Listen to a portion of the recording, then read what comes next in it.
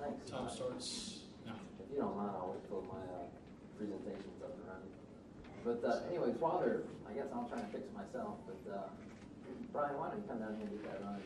Let me say this, it's an absolute privilege to be here tonight. I want to thank you all for coming out. I know for most of you students here, you're headed into finals, and this is a very busy time. So really appreciate your time to engage in what I think is a most profound subject and certainly worthy of our attention.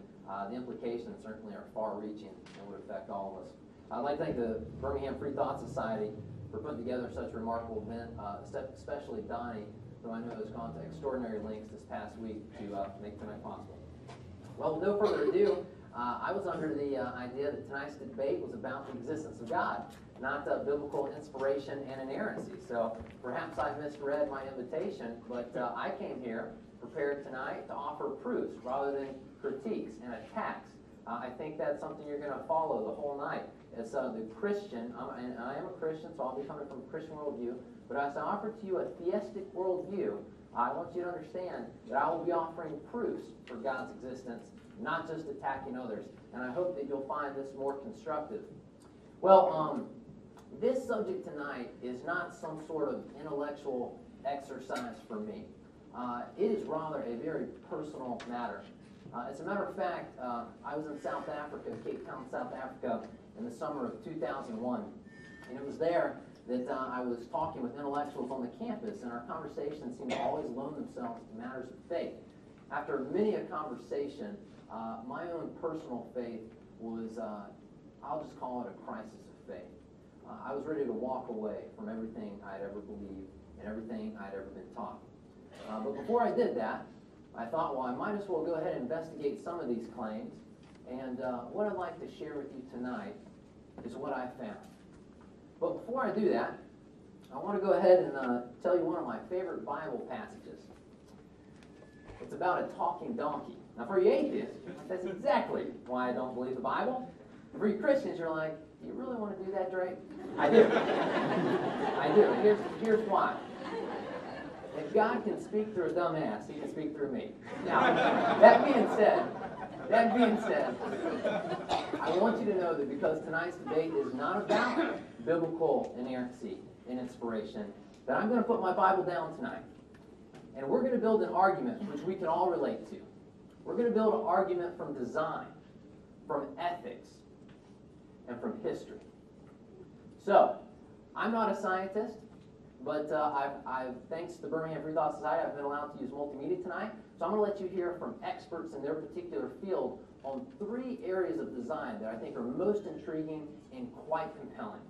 We're going to begin with a cosmological argument, taking a look at the universe and really exploring, has it always existed or did it have a beginning?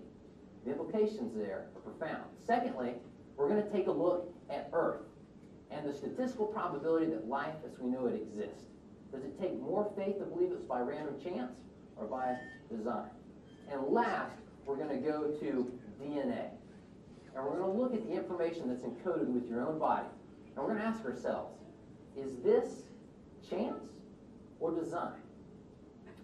Now, before I do, I know that the real debate tonight is not really about the existence of God. Because I'm going to offer to you, I think, compelling evidence. And if you'll follow where the evidence leads, I think you'll find the truth. But for most people, it's not the evidence that hinders them from just a concept of God. It's the implications. If there is a God, the implications is that you might be accountable to him. And I think that sits uncomfortably with a lot of people. So I think that's the real debate in the room tonight. Well, with no further ado, let me go ahead and tell you one story, and then we'll move to a video to illustrate my point. There's a man. He's driving home one night. He gets hit by a truck. They race him off to the hospital. They resuscitate him. They say, "Sir, we've got to do surgery or you're going to die." And he said, "I'm already dead. You don't understand. No one could survive that hit. I ran head into a 16-wheeler. I must be dead." They said, "No, seriously, you can make it. You're alive. Just let us operate on you." He said, "I'm dead. There's no reason to operate, Doc. I'm dead." And the doc was like, "Listen, you're alive." And the doc didn't know what to do. But finally he said, "Okay, listen. You know that dead men don't bleed, right?" And the guy was like, "Yeah, Doc, everybody knows that." And so the doc quickly reached out and pricked the guy in the arm.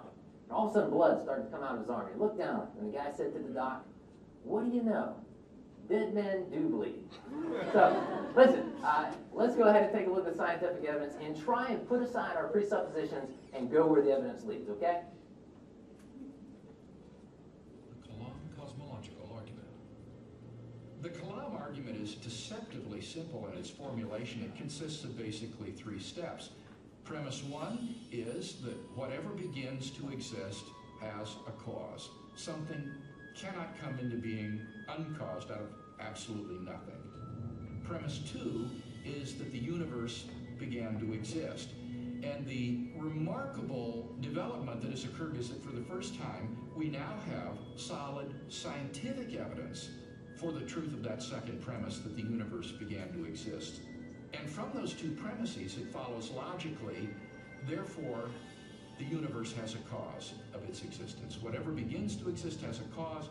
The universe began to exist, therefore the universe has a cause of its existence.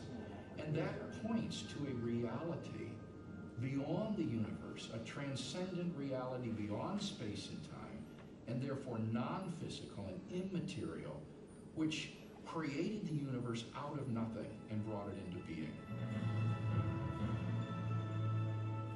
The implications of a finite universe, coupled with other discoveries of modern cosmology, have led many scientists to unmistakably theological conclusions.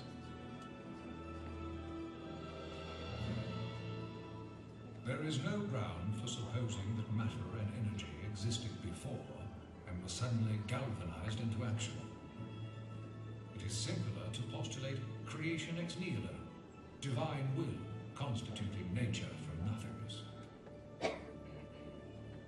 The chain of events leading to man commenced suddenly and sharply, at a definite moment in time, in a flash of energy and light.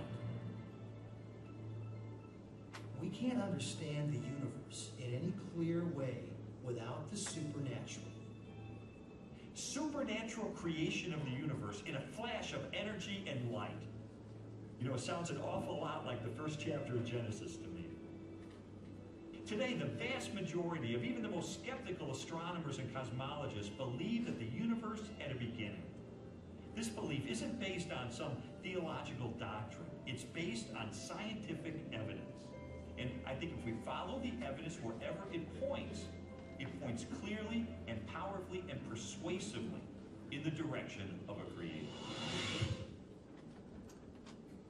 So, the argument that's laid out before you is simply this, that the universe had a beginning. Some call it the Big Bang, and the Big Bang clearly suggests that out of nothing, there became something. If it had a beginning, and it came into existence, it had a cause. And that cause was God. Now, let's bring it a little closer to home and take a look at our own planet. I want you to keep in mind here, again, what is the statistical probability that life on Earth exists as a product of chance rather than design?